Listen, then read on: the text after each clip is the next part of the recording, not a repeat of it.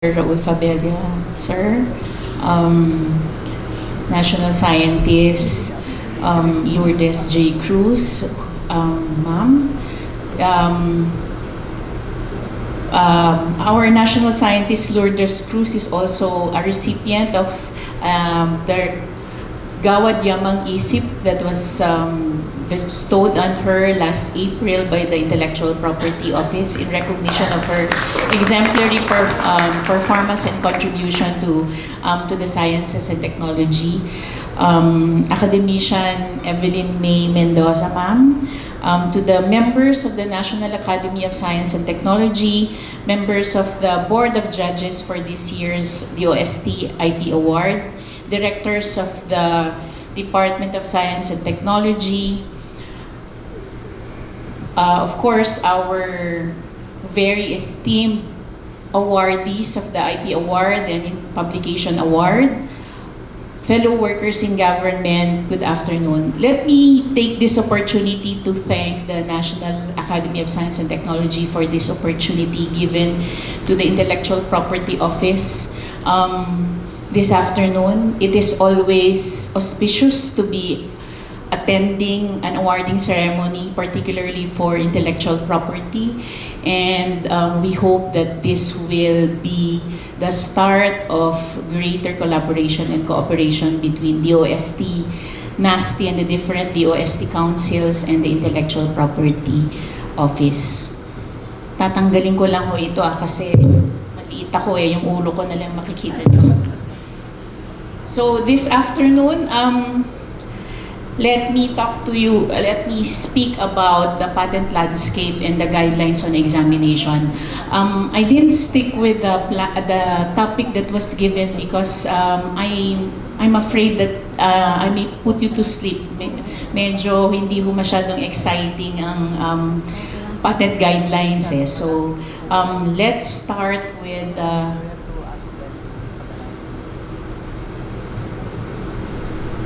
patent landscape from global to the international level, and then the patent application process that's going to be for invention, utility models, and industrial design, and some updates on IP administration and patent administration.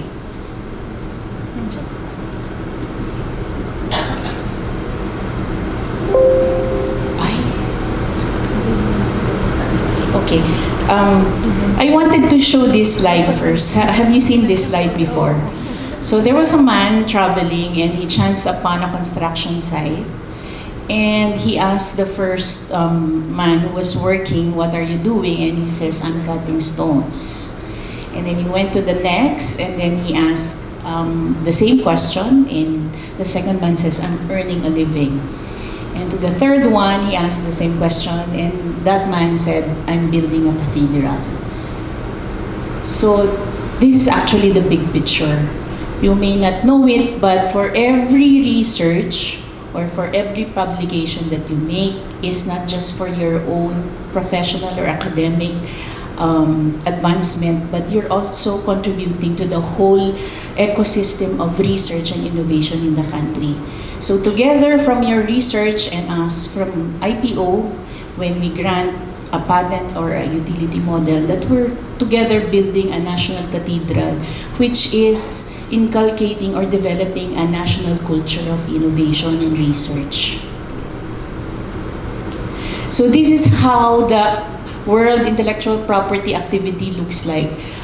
For 2018, there were 3.3 million patents filed. For utility models, 2.1 million. For trademarks, 14.3 million.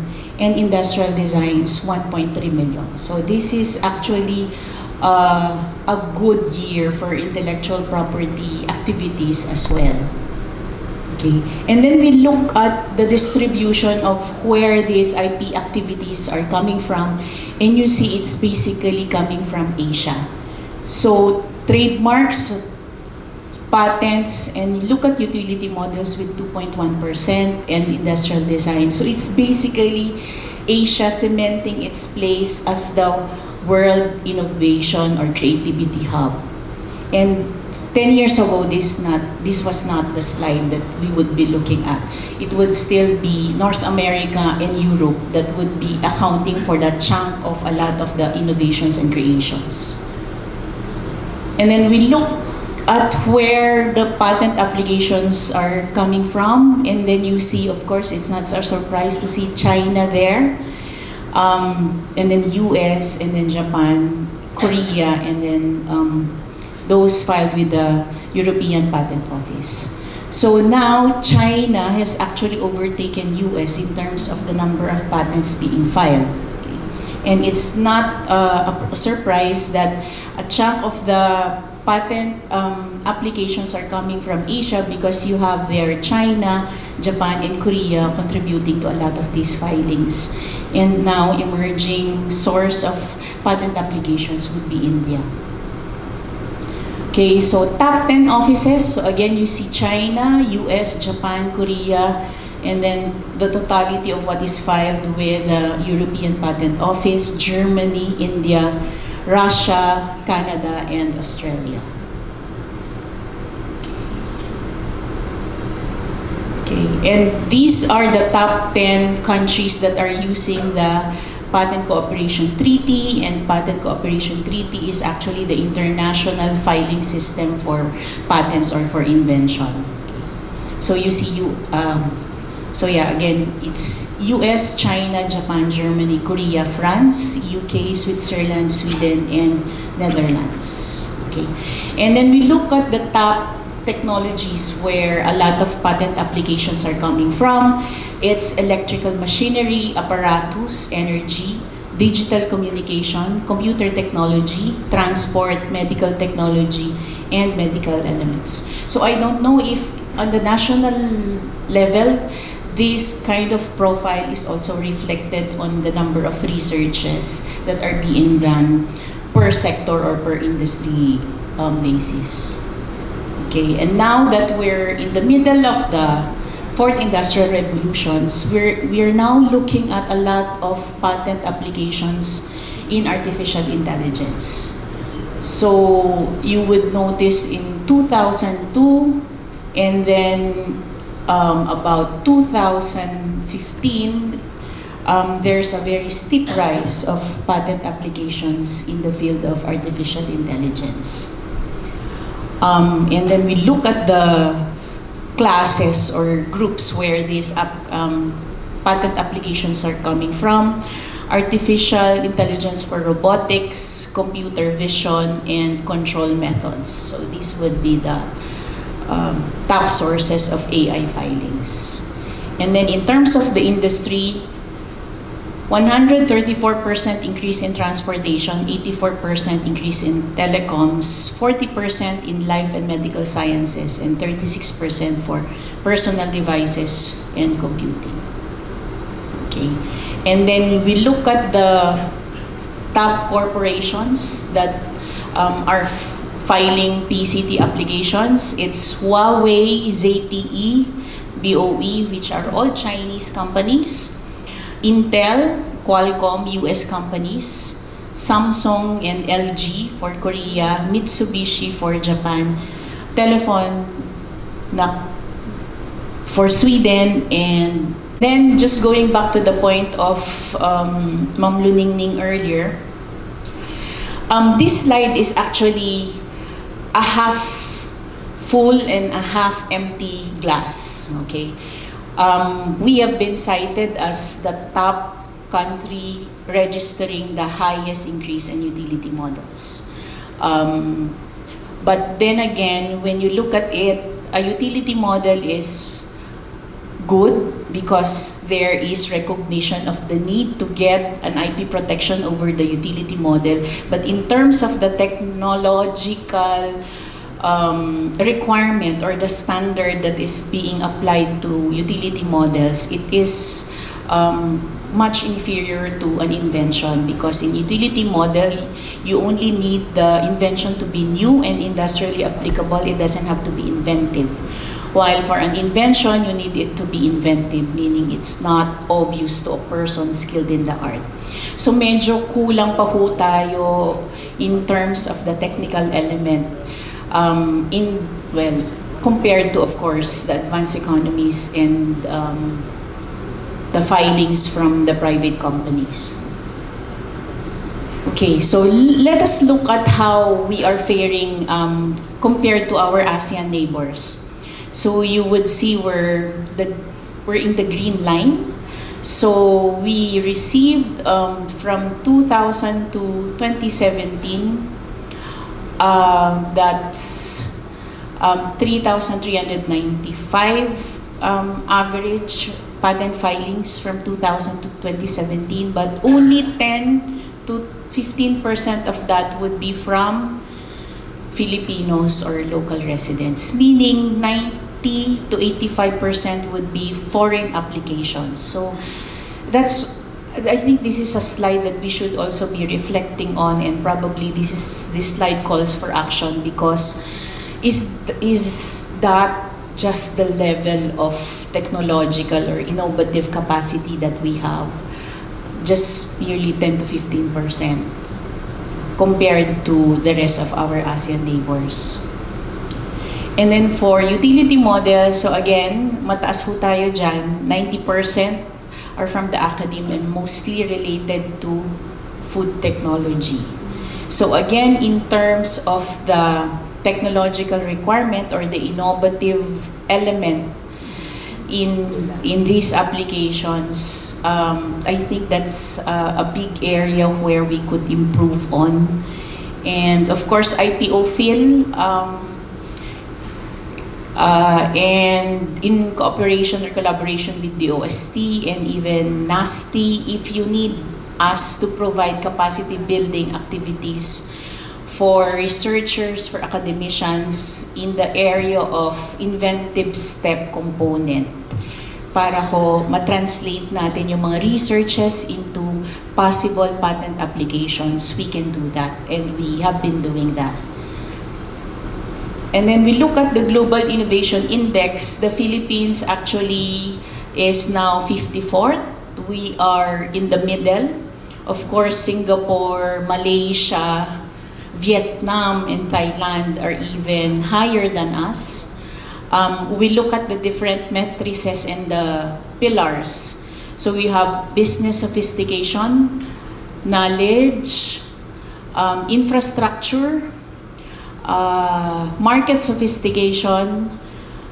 So yun ho yung mga the different pillars or matrices on the basis of which countries are assessed in terms of their global competitiveness in the area of innovation. Okay. And then this is again a very sad slide, because with a population of 105 million Filipinos, we were only able to file 21 PCT inventions. So that's one invention for every 5 million Filipino citizens. And this is probably one of the slides that also keep us awake at night at IPO, kasi parang di ho yata acceptable na 1:5 million ang ratio ng invention to per capita basis to the population of Filipinos. Okay. So this table actually shows the increase in the patent filings from 2014 to 2018. So mataas ho yung 2018 natin. And I was listening intently dun sa slides ni Ma'am Luningning. So there's a lot of improvements for the other DOST institutions as well to contribute to the patent filings that we hope to receive at IPO. And then patents granted, we had a very good year also for 2018. Ang dami ho naming nag-grant na patent. And look at the percentage of non-resident direct also. So yung gray is also remarkably high, but you look at the orange, which is the resident filers, very minimal ang increase, but since I've been with IPO for the past 9 years now, I started with just 5% resident or Filipino filers. Now it's up to between 10 to 15. So that's a big improvement, but we're getting there, and with everybody's help, I hope we can get there sooner. And then for utility models, again, this is the inverse of the invention. We have more resident filings or filings from Filipino residents and citizens. That's 90% and then 10% local lang. So we also had a lot of utility model filings for 2018. And also in terms of grant, madami ho kaming nag-grant. So kaya ako siguro kasama na yung mga ma-award ngayon doon sa mga nag-grant namin. And then industrial design, more or less stable ho yung aming filing statistics. But you also notice that a big portion of the industrial designs that we are granting are also being filed by residents or Filipinos. Okay. Updates on patent administration.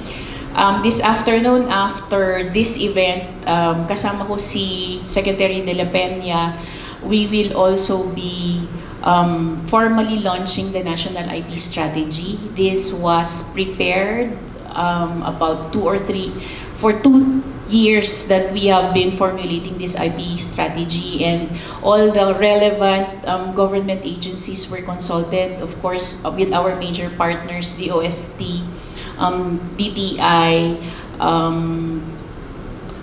DENR, the different institutions, institutes of DOST. So this is the roadmap for the Philippines, where we want to facilitate the mainstreaming of intellectual property in the national development agenda, and to develop, of course, a national culture of innovation. IP now is not really mainstream even in education, so CHED and DepEd are also part of that national IP strategy.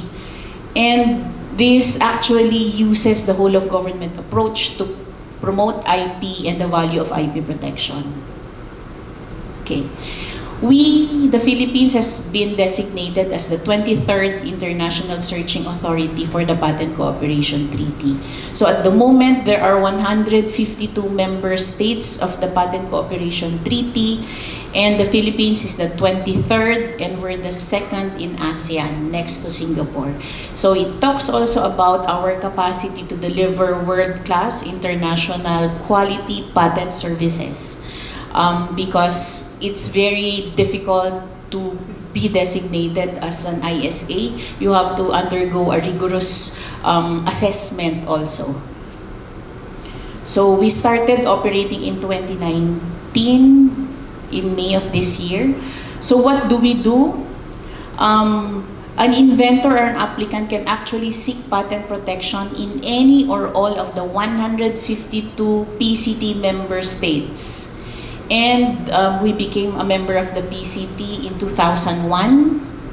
So this is how an international patent system works. Now, we all know that patents is, of course, territorial, meaning your patent can only be enforced in the jurisdiction where you get the patent from. Okay?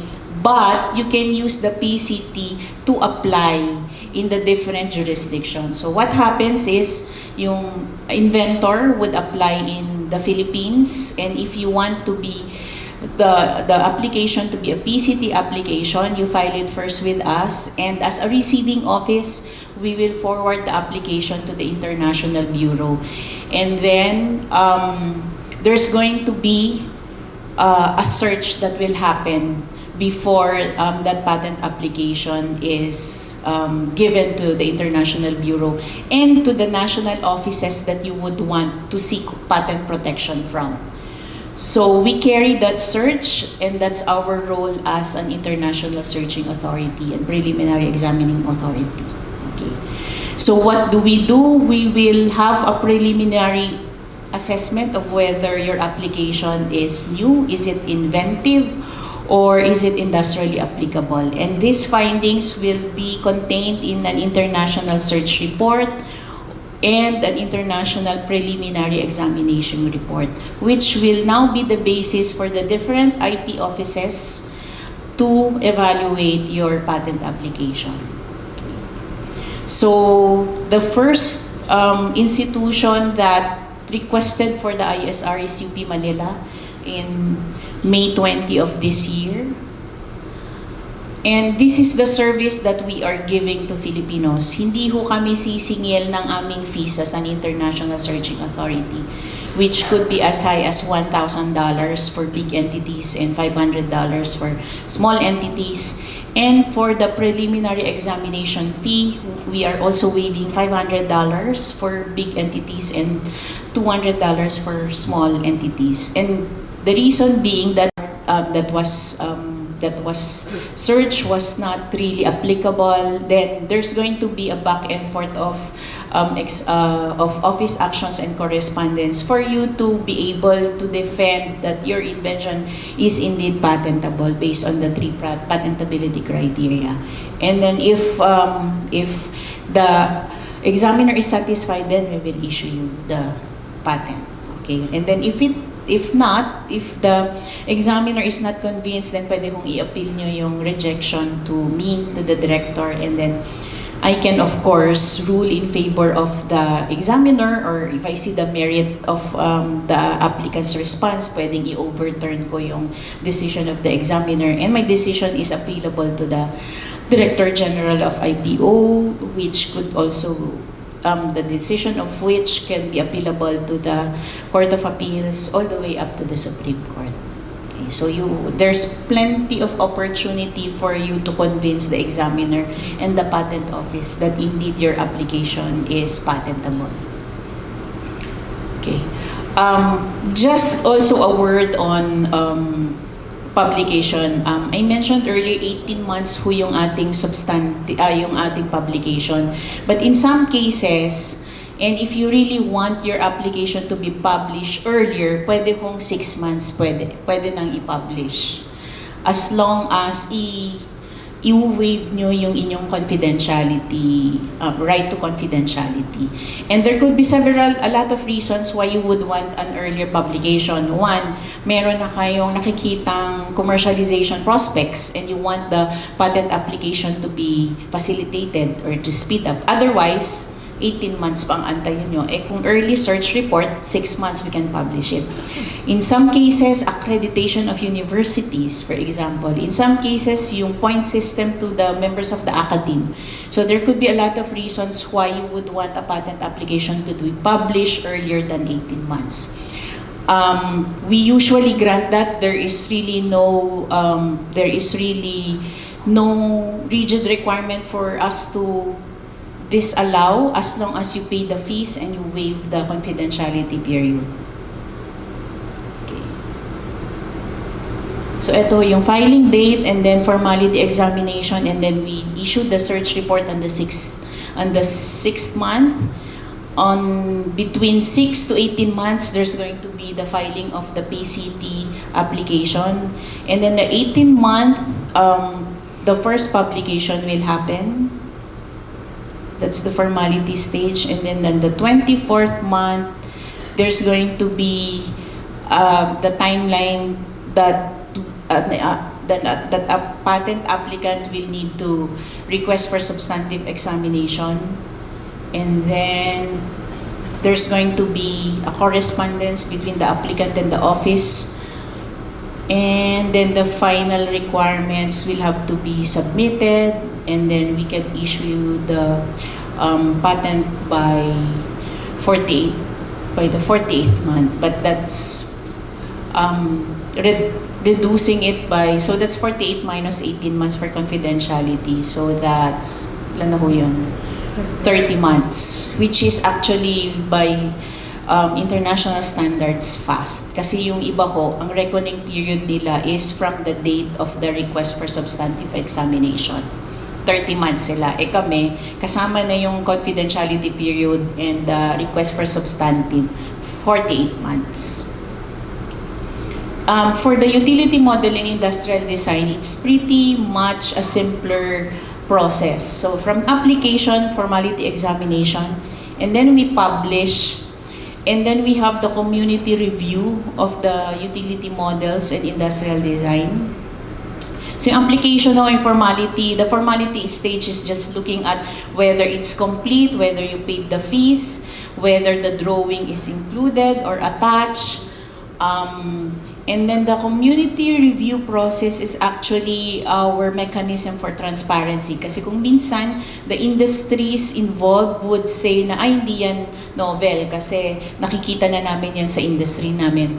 Particularly for handicrafts, jewelry, mga ganon. So what we do is to also inform them of patent applications relevant to their industries so that they could also give their feedback to the patent office if these are indeed new.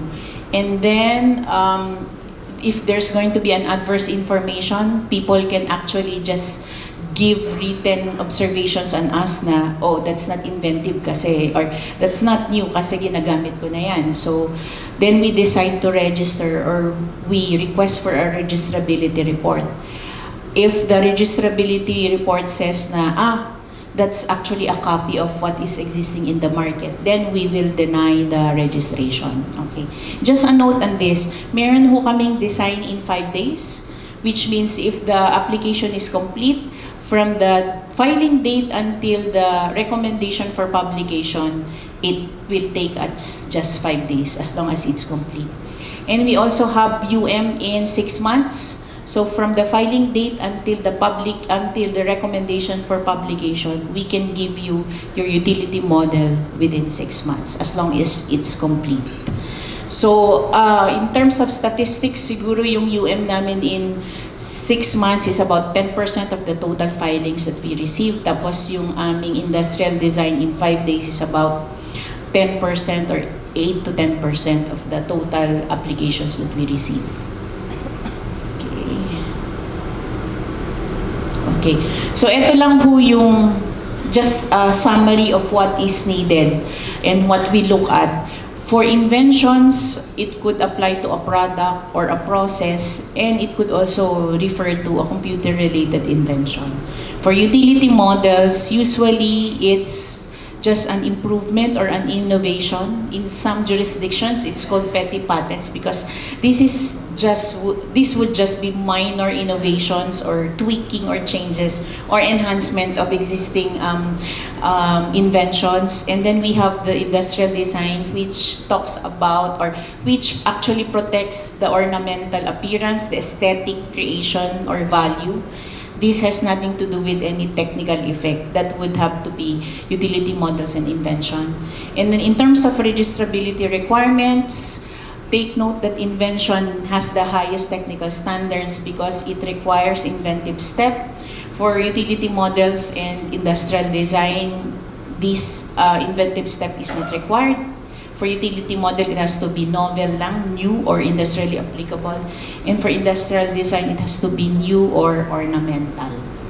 And in terms of protection, 20 years for patents, 7 for utility models, and maximum of 15 years for industrial design. And in terms of the processing period, average 48 months for patent, which includes the 18 months confidentiality period, 8 months for utility models, or you also have in 2 months, and 6.7 months for industrial design, or we could give that in 5 days. So, how do you file a patent abroad? You actually have 2 ways. One is using the Paris Convention. So you have an application, and then within 12 months, you go to the US, you want to go to the US, you go to Japan, to Korea, so diretso. But this is more costly because you will have to go to each and every patent office that you would want to get the patent from. And then you have the PCT application, which is the filing system. So from filing date up to 12 months, you don't need to go to the US, to Japan, to Korea. You only have to give the patent application to us. And since we are a member of the PCT, we receive your application. And then we will submit that to the International Bureau or to the international authority that you would want to get the search report from. And since we are already an international authority, we can do the search for you. And then we will publish the application on the 18th month through the International Bureau. And then you have until 30 months from filing date to pay. So yun yung difference ng Paris route, because on the 12th month, bayad na ho kayo agad lahat sa lahat ng pupuntahan yung patent offices. But if you're going to use the PCT, your payment will only have to be done on the 30th month. But here, when you file the PCT on the 12th month, may minimal filing fee lang for the PCT.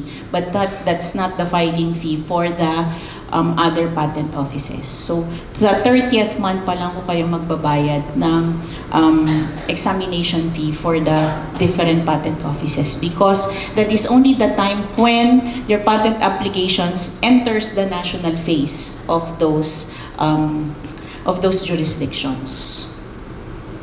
Okay, so I mentioned that earlier. Our appointment was actually endorsed by the Japan Patent Office, which is part of the IP5, and the International Property Office of Australia. Okay. Ay. Okay. So these are the different programs that we do or that we conduct. We do capacity building on basic IP courses, prior art search, patent drafting, because this is a very specialized skill. Napansin ho namin, and of course this is obvious because a lot of the people in the academe and researchers have a different skill set, research skills, writing skills. Okay, that's all recognized. But it takes a different skill set to draft a patent application. You have to have, kumbaga, we have the specialized skill and the technical. It's a different kind of language that we use. It's a patent. So what we do is to train, to give trainings on patent drafting to universities, to institutions. We did a patent drafting course with ASTI. Because they also requested that. So we did that. So we can actually do those things for your institutions if you want a patent drafting workshop. And then prior art search, of course. And then patent prosecution also, we can give you capacity building on that. Technology transfer, IP management, and commercialization. What we experience with universities is that siyempre, academe ho, the main objective really is for education, di ba? IP is just a secondary, an offshoot of that primary purpose. Say, you want to increase you want to facilitate diffusion of knowledge. You want to file an IP for a research, a product of a research or a result of a research. But in most of the universities in the US, for example, University of Florida has earned billions of dollars on the royalty of Gatorade. Okay? Because it was a team of researchers in the University of Florida that developed the formula of Gatorade that was supposed to serve their football team. Okay? And then it was so successful that they were able to commercialize. So that's a classic example of a success story of IP commercialization. Kasi we might not notice it. Anyway, we invested on R&D. Anyway, we give grants to research and technology. So kung meron ho lang isang IP na maging successful, that can actually provide more funds for research and development. And again, that's another skill set. IP commercialization and management is another skill set, but a lot of these universities have College of Business Administrations anyway. So marami na ring mga business people dyan. Marami na ho tayong there was a study that was conducted, 25% of all researchers in the universities could have graduated into an IP right.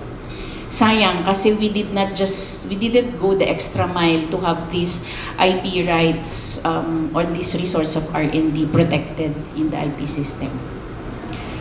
Okay, so we also do and extend capacity building on IP, drafting of IP policy, kasi yung iba kong universities wala ring IP policy. So ano bang policy ng university when a member of faculty has research work and merong IP right, or a student that has an IP right. IP commercial and management, we also do academe and industry linkage. Study visits for universities and even institutions. And then we give also reduction of fees and even waiver of fees for universities and colleges. And then we do customized training for universities. So what we did we have a network of 95 universities and colleges in our Innovation Technology Support Office. So what we did with Adamson University, nanguha ko sila ng 15 dissertations or theses. Yung 15 na yon, they invited our patent examiners and we converted those 15 into patent applications. So pwede din ho nating i-customize na ganon. But we just need you to be ready with the technologies that you already have para ho ma-convert natin. Because in previous years, what we experienced, pupunta kami doon, 5 days, magte-training, intensive, tas aalis kami. So walang naging practical transfer of technology. It's different when the technologies are there and we really teach you how to do it, so that even if we go back to the office after 5 days, meron hong concrete na nangyari doon sa ating workshop. Right shops, of course, and the Philippines is also part of the World Intellectual Property Organization's Inventor Assistance Program, where we have tie-ups with different patent agents in different countries who can do pro bono service for your patent applications. Because sa totoo lang ho, ang mahirap kasi at ang mahal ay yung pagbabayad ng patent agent abroad. So kunyari in the US, mahal no, ang singil ng mga US patent attorneys. So why po decided to have this Inventor Assistance Program where select patent agents would give pro bono service to under-resourced inventors or researchers who do not have the financial capacity to engage patent agents. And then we are also proposing a MOA with DOST for funding institutions to fund PCT filings. And then customized training programs for institutions, pwede kong government agencies ito. And also technical assistance for possible PCT applications. So in the case of UP Manila, sila ho yung first na nag-request ng early international search report. We should not be doing this as an IB office, but this is a service to the Philippines. Even the drafting of PCT applications, we can also help. Just to make sure that we keep pushing the envelope and we have more PH filings to the PCT system. So ito ko yung mga ginagawa ko naming mga capacity building. So thank you very much for your attention and for listening. I think we have time